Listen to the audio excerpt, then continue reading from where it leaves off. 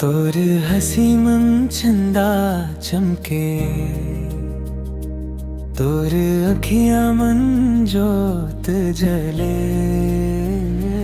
तोर संग मोर भाग जागे, मन मोर तोरे पर धड़के। कोयली कस मीठा बोली, मोर अंगना मम गूंजे रे।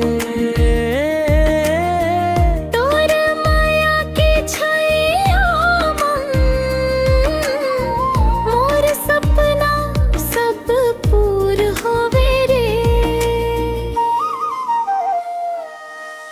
मांग भर सिंदूर सजाही, हाथ मन चूड़ी खनकाही। सातों जन्म के संग वारे तोलापन बनाही।